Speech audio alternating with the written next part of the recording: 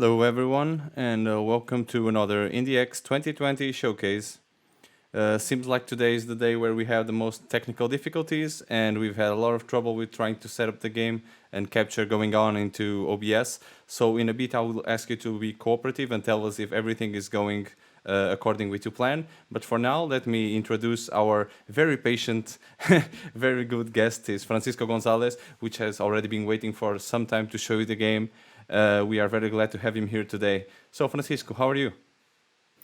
I'm good, thanks. Hi. I'm happy to be here. Yeah. Hi.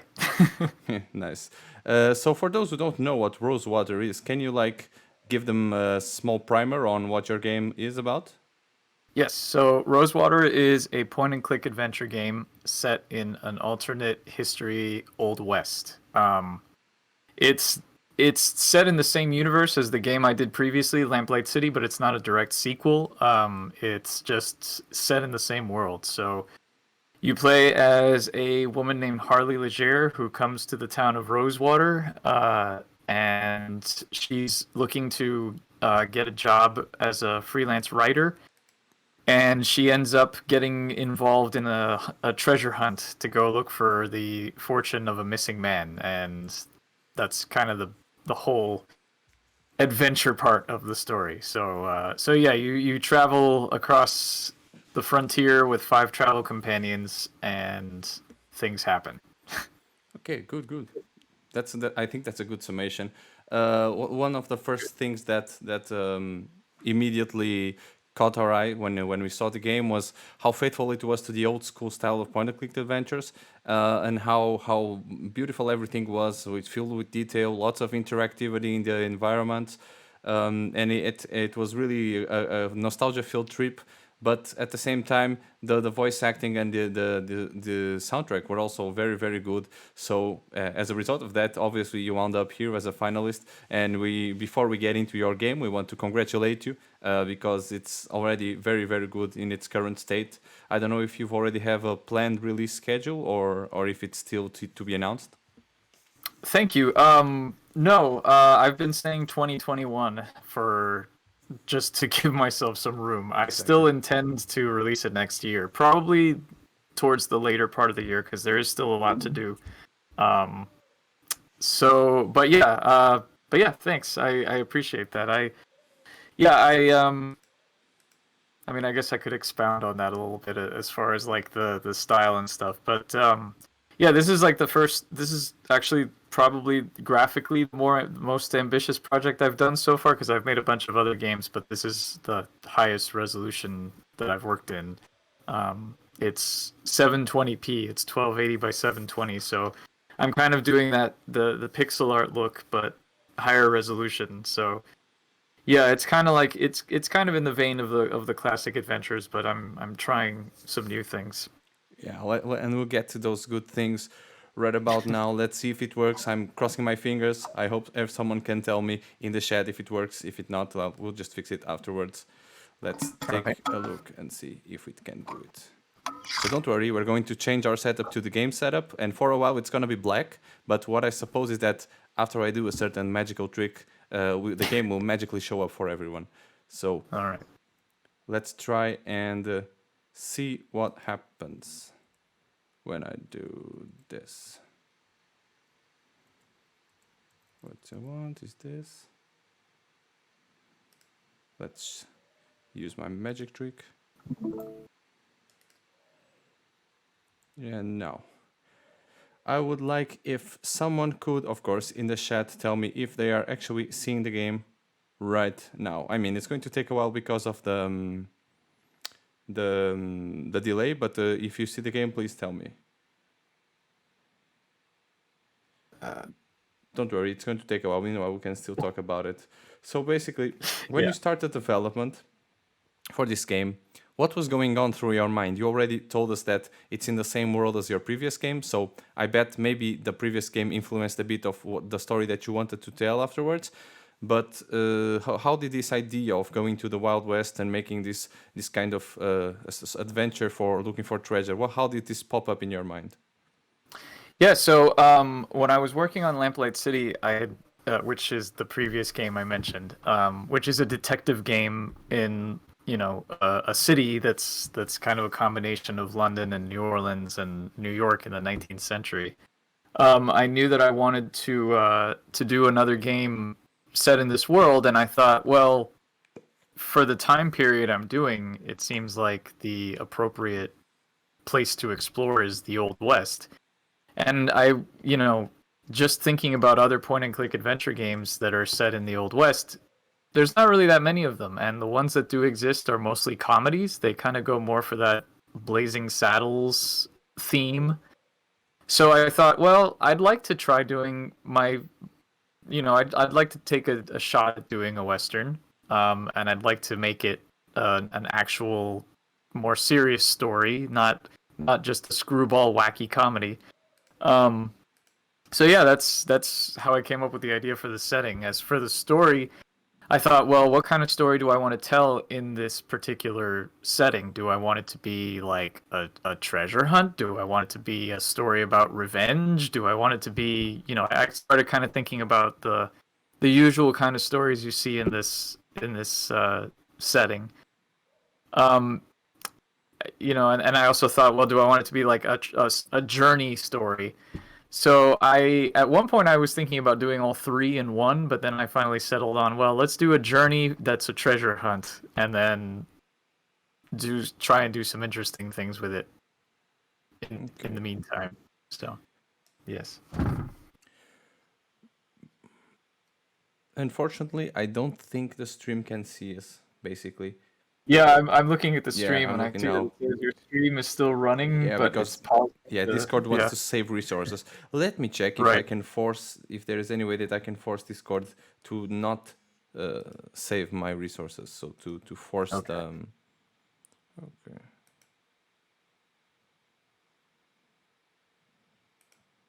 Because that would be the best. Hmm. Because if it doesn't work, unfortunately, we're gonna have to just talk a bit about the game, but no problem, there's no worries. We can Yeah, put up a video afterwards about the game itself. sure. And I mean, if anyone is interested, there's a demo on Steam, so you can check it out Yeah, for I'll link it yourself. actually. Yeah, I think we can talk and discuss more about the game, and Sure. then we can link up the game. Let me see.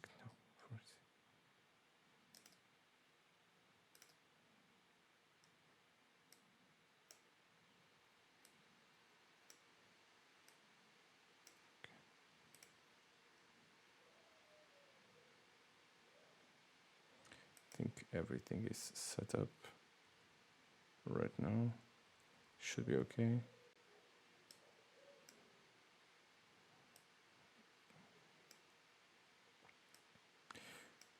So you were talking about how you wanted to like find the soul, the heart, the core behind the story, because yeah, in a point and click game, usually the story is the big selling point. Of course, you can have a beautiful aesthetic, you can have an amazing soundtrack, lots of the detailed world and lots of content to do, but the story is, let's say, the main seller. Of course, if the story doesn't Yeah. work, people are not going to be invested in a point and click game.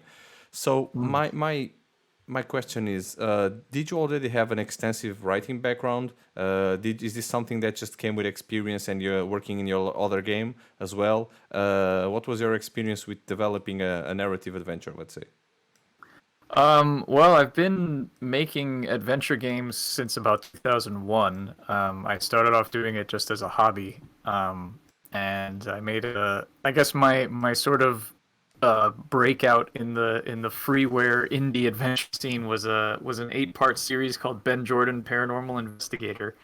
And in 2014, I decided to try going commercial and seeing if I could do it for a living. Um, and yeah, I made a couple of games. I made a game called The Golden Wake, which came out in 2014, about a real estate agent in 1920s Miami. I made a game called Shardlight in 2016, which is a little too real right now because it's about a pandemic and a plague um, in a post-apocalyptic future. And then I made Lamplight City a couple of years ago.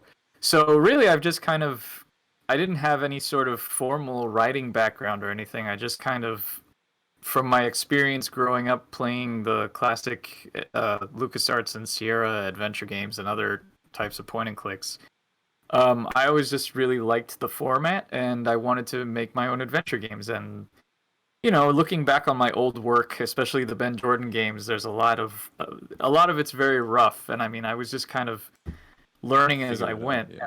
And I still feel like I'm learning as I go, but I've kind of in the past few years I've sat down and thought a lot more about actual like writing techniques and things. So as far as how I come up with narratives, I basically just get a notebook and I write down ideas, and then I start structuring a narrative together and thinking about what would be interesting. And then I kind of go developing it little by little and fleshing it out. And I try not to make the game or build the game until I have a decent narrative basis, because I don't want to do a bunch of work that then has to get thrown out. Yeah. But my priority is always getting the game as playable as possible, and then adding all of the stuff later. So, people talk about game development and gray boxing in 3D games. In a 2D adventure, it's usually just like really bad sketch backgrounds and sprites from other games and stuff saying things like, "I am reacting to this. This is happening." Yeah, saying Before the actual, yeah, before this the text actual is pending. dialogue. Yeah. Yeah. Awesome. So yeah, you seems like you're not only self-taught, but you also have a lot of experience inside the genre, which I think you can notice when everyone plays the demo. I put the demo in the chat for everyone, and of course, if you want to leave questions for Francisco, do it in the chat. We'll be more than glad to read them. But I think it's clear when you play the game that there's a lot of thought put into not only what is written, right, but even how the characters say it, even how they Mm. interact with the world, or the gestures they make. There's a lot of like most interactions in the game from what I played in the demo are meaningful. So Mm-hmm. you use small pieces of the text to cause some characterization, or at least to try and foreshadow some feeling into the player about what something is saying. So it's notorious that you would have at least some experience, if not formal education, with the writing. Mm. Are you a big fan of the Western setting? Since this is the first Western game that you have already developed, did you went and watched a lot of movies about Westerns, or read some books on Western focus, or how did you start coming up with this scenario? So that's really funny because I actually was not a big fan of westerns for a long time. It's not that I didn't like them; it's just that I always thought that they were boring because Western movies, especially like the spaghetti westerns, they sort of have this there's this sort of reputation that they're very slow and they're very drawn out, and there's like really long shots of just nothing happening and people's eyes, and the sort of stereotypes you get from westerns. um but I mean, I had played some games and I had seen some movies, and I there's a lot of movies that I've seen. I mean, I've seen some of the classic like Sergio Leone. I've seen The Good, the Bad, and the Ugly, and I've seen True Grit, and I've seen some other movies. But I've also seen some movies that I realized later were actually westerns, like There Will Be Blood, Yeah. which isn't like a traditional western, but it's one of my favorite movies, and essentially it is a western.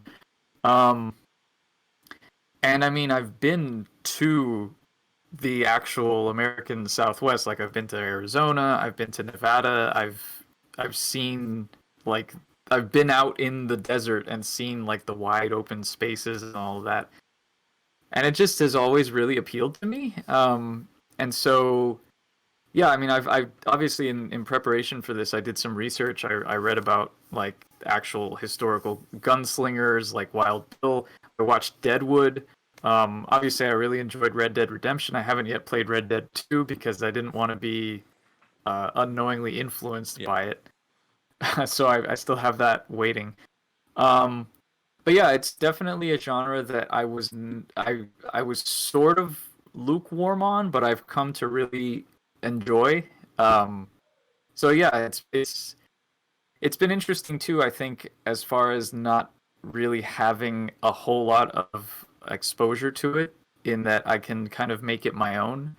I mean, I'm obviously sticking with some of the tropes of westerns, but I'm not necessarily Bound by definitely it. Yeah, including everything, you know? So like, exactly. and because it's an alternate history Exactly. and there's Yeah, sort yeah, of, good. That's what I was yeah, going to talk about afterwards. But go ahead, go yeah. ahead. So because it's an alternate history and because it has this sort of steampunk angle to it, um, I can do more interesting things with it. In Lamplight City, the steampunk element was kind of there, but it wasn't really super integral to the plot. Whereas in Rosewater, I'm leaning into it a lot more, and it actually has a lot to do with the plot of the game. So that's been fun. Um, and I also make the joke about how there's no giant mechanical spiders because everyone remembers Oh, the yeah, 1999 Wild the Wild Wild Wild West West. movie. Yeah, which was also kind of steampunky and had a giant mechanical spider. Yeah, exactly. But yeah, I definitely was not inspired by that. Yeah, it's good that you mentioned it because I was going to say that when I played the demo, Hmm. I was by the not by the end of it, I didn't get too far into it, but I started to see some like contextual storytelling, like more in the environment, like pieces of newspapers or some passages that people were referring to that alluded Right. to more technological advances and things that weren't exactly what I was expecting. Because when I saw Rosewater, I thought, okay, this is like it's gonna be a routine tooting shooting adventure, right? And then I Right. start seeing some science coming in and talk about some fairs and conventions in other places that talk about these wonderful adventures. So Right. yeah, I was surprised, and I think that people will also appreciate because, of course, there are diehard fans of westerns, as you said, Mhm. but Right. sometimes if you insert this kind of inspiration from other projects and from other kinds of genres into your project, and maybe something that people were not necessarily expecting, you can bring a new charm or a new flair to your own creation, and you can surprise Mhm. people. And I think that's a good way to keep everything fresh. So, without spoiling anything, of course, what would you say is the message or some kind of goal that you're hoping the player understands or comes to love about Rosewater by the time they've completed the game? Yeah. Well, I'll answer that first. I will say that yeah. As far as what you said about mixing genres, yeah. I my hope is that I mean it's not going to lean too much into like science fiction or anything Hmm. like that. Like obviously the steampunk element has a little bit of a sci-fi edge to it, but it's not going to be like you know, it's still a western at heart. And my hope is that for people who are fans of westerns, they'll enjoy it because it's enough of a western that they'll enjoy it. And for people who, like me, maybe are kind of okay with westerns, but not really, it's not necessarily their favorite, they'll give it a chance because of that. And for people who don't like westerns, you know, maybe they won't like it, but maybe they'll also give it a chance. So hopefully it won't have just that niche appeal of it's a western and that's it.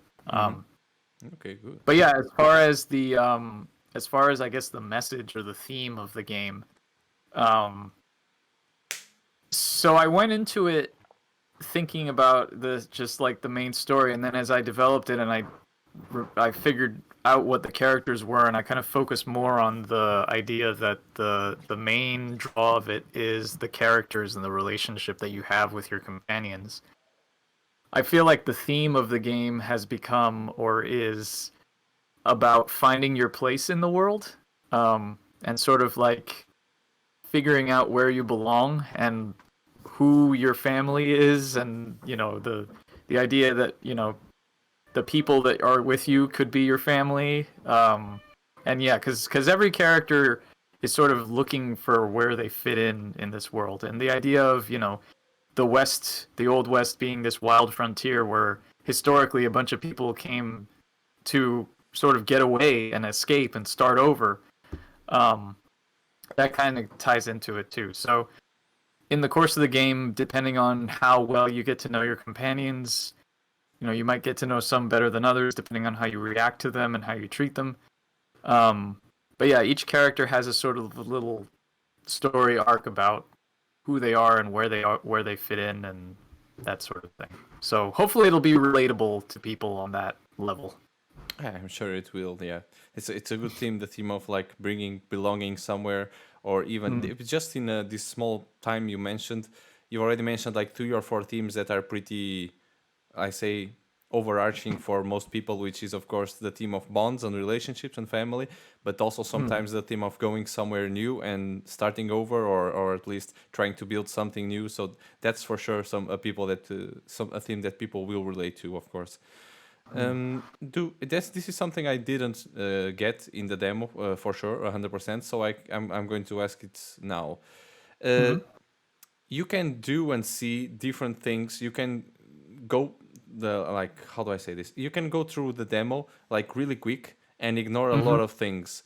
So Mm-hmm. in the final game, is there something that you can lose? For example, you don't see something or you miss something, a conversation that affects the way the story can develop. Yeah, so it's kind of like what I did in Lamplight City, but a little different. So in Lamplight City, the idea was that it was a detective game where you could get things wrong, but the game would still continue, and it would affect the outcome based on that. But a lot of people didn't like the idea that if you, if you were investigating a case and you did something to make a witness or a suspect or whatever angry, and they cut off the rest of the case, you couldn't investigate any further, and you had to go with another lead or declare the case unsolvable. They didn't like the fact that it locked you out of the content, Mm-hmm. which is totally valid. But what I wanted to do with Rosewater was kind of let the player play their own way, because the main character Harley, she's a freelance writer, but she comes from a sort of violent background where she grew up in a rough part of Lamplight City, and she used to be a boxer, a bare knuckle brawler, but she's trying to get away from that. But even still, that's part of who she is. So a lot of the puzzle solutions have a standard sort of adventure gamey puzzle solution, but a lot of them also have a more violent solution. So you can pick how you deal with that. Um, and yeah, like in the demo, for example, there's a puzzle where you have to get in to see a show.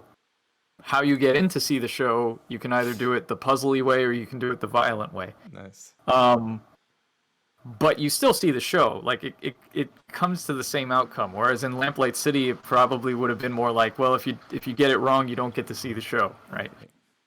It's more about how you get there. But yeah, like I said before, the relationship with the companions is a big focus. You don't really see that in the demo because obviously it's just the very first part of the game, so you don't even meet all of the potential companions. You only really see 4 of them potentially, out of 5.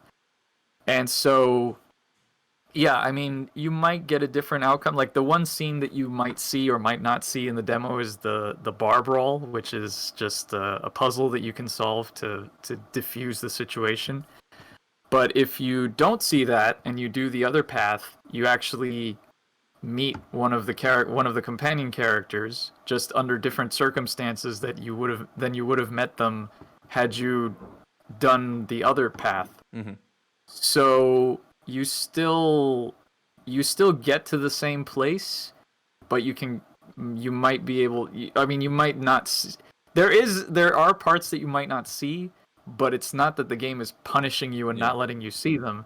It's that the game is sort of letting you see different versions. And Mm-hmm. like in the second act, which is the journey, there's specific encounters and excursions that are companion specific, and there's 2 potential ones for each companion, and which one you get depends on what your relationship is with them.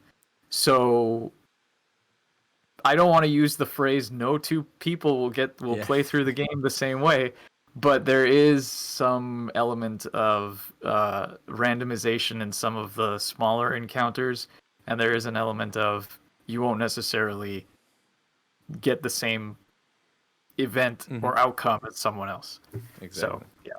So I it's mean, I'm not, and I want to clarify. I'm not going crazy. It's not like, oh my god, there's so much branching. I think the most ambitious I got is in the third act, the very first part of the third act. how you solve the puzzles to get to the place you need to go depends on who's with you, but it's not like the whole game is like that. Exactly. No, and Yeah. it's more about instead of changing your story, it's more about changing your character. So Right. what you do does not actually affect the final outcome. So the story is the same that you want to tell, but the way you perceive your character is different because you can perceive her someone that is a little bit more restrained and tries to do things the right way, or Hmm. softer, let's say a softer touch, or someone that does whatever they want to get through.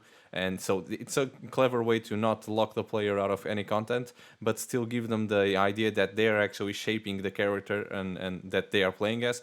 And that's always good because it increases player agency. We Hmm. have Hmm. some nice questions also in the chat Oh, from nice. Kieran Jordan. He's Hmm. asking, what was the inspiration for the female characters? Was there any real life inspiration? Was it off the top of your dome? Uh, um, yeah, there wasn't. I mean, obviously, I knew that I wanted the main character to be the sister of Bill, who's the dead partner in Lamplight City. I dropped a few hints in Lamplight City about her and her name and where she was. But personality-wise, I mean, I figured, she grew up rough. It would be cool if she was a former boxer and now she's trying to make her way in a more legitimate, peaceful uh, career. Hmm. um, but I didn't really base her on anyone specifically. And as far as the other female companions, same thing. I mean, I just kind of thought, well, what would be interesting backgrounds for these characters? What would be, interesting features? Um, and yeah, I mean, they're not. They're kind of.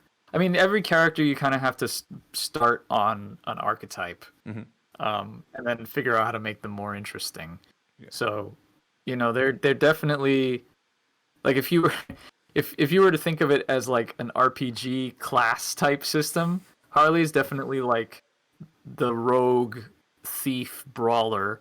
Then you have one character who's like the face or the charmer, the charisma character. Then you have one that's the sharpshooter, you have one that's the doctor, you have one that's the sort of bard, Hmm. and then you have the tracker or like the The ranger. hunter, yeah. Um yeah, so in those terms, like that would be their designation if it was an RPG. But then I was like, okay, well let's find interesting things about them. So yeah, I have a very extensive character backdrop uh, and story document so that I could. And then also, in designing every situation, it's like, okay, well, how would this character react? How would they react to you doing this particular thing? How would they feel about you being violent? How would they feel about seeing you do this or saying this or yeah. Um, that kind of went off on a tangent, but yeah. Yeah, no, I think it was a good answer. Yeah. Yeah, we're here to go off on tangents and discuss everything, right? So Yeah. talking about tangents, when you started off the game, did you have already, let's say, a good idea of how ambitious it was going to be? Because you're referring there like Act 3 and other kinds of things. Did you already have an idea of like, okay, I know roughly where I want to go, I can divide it right this, or was it actually like, okay, I'll try to do this, and then you went on, and with time you got more ambitious, like, oh, well, maybe I can do this and this and this and this.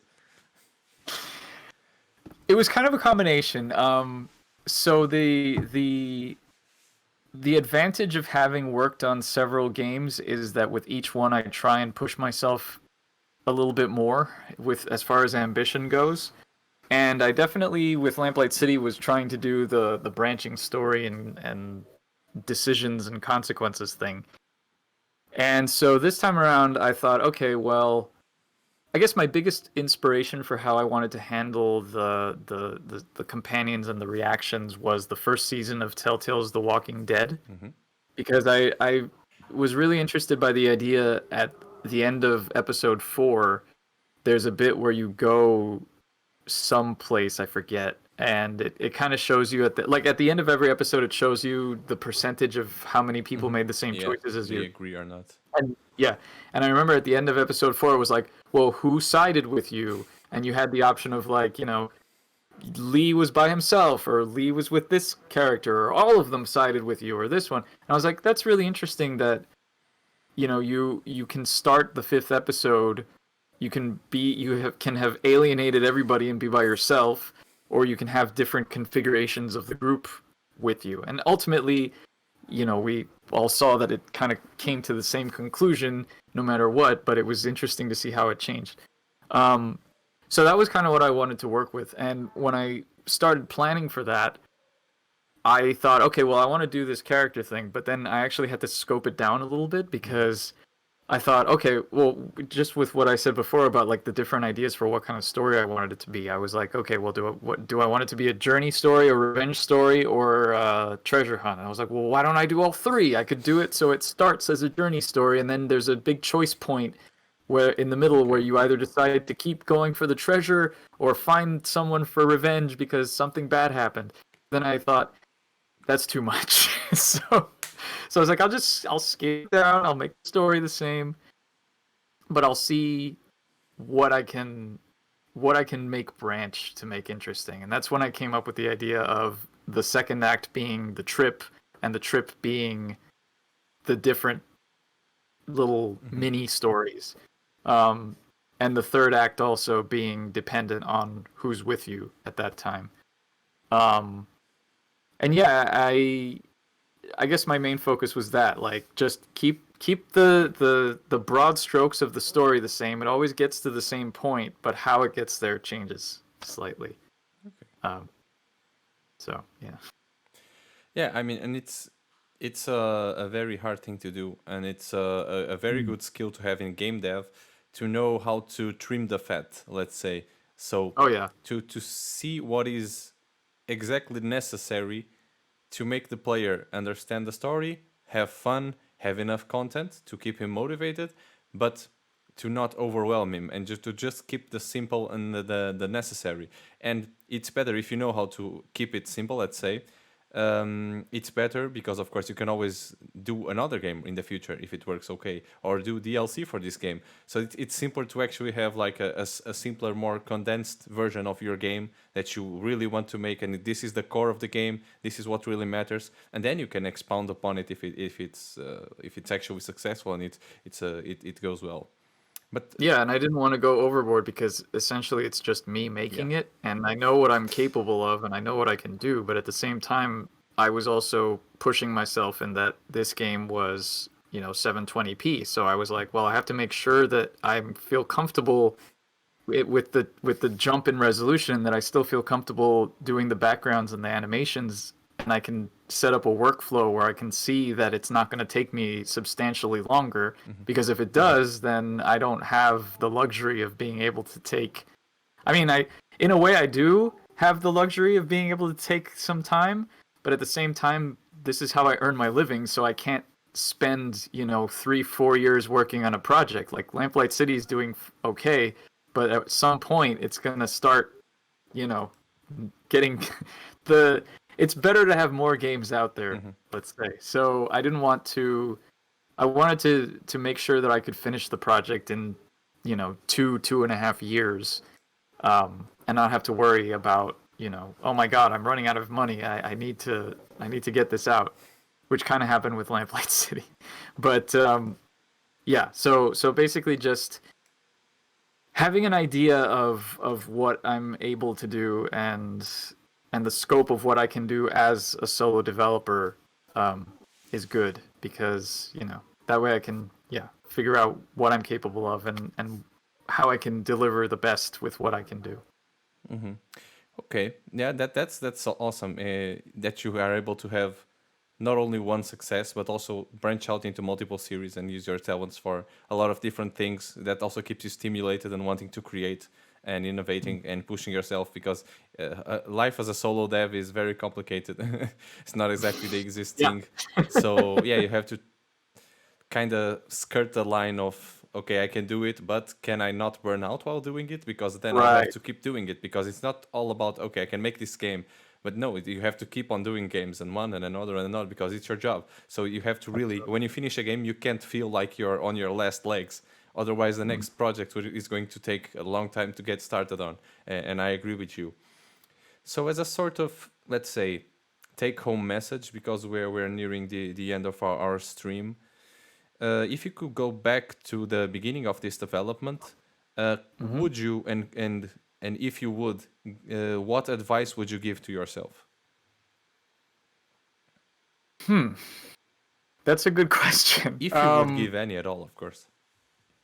Yeah. I don't know. I feel like this is a question that really can't answer well until like It's over. a while after the project is done, because so far I feel like I've done all right. I guess what I would go back and tell myself is don't worry about don't worry about not writing the dialogue. Because I've kind of been so what I've been doing with this project is, instead of, usually I write the dialogue as I go Hmm. and as I build the game, and then I just kind of go back and edit it. And this time around I decided I wasn't going to put any actual final dialogue into the game until I had written it, had it edited, and it was finalized. So at some points I kind of think, oh my god, I have to write this whole game, because really at this point the only part that's actually written is what's in the demo. Yeah. Um, so I still feel like, oh my god, it's this monumental task, but then when I sit back and think about it, I'm like, actually it's really not, because the monumental task is building the game. After that it's just writing scenes, which is not that bad.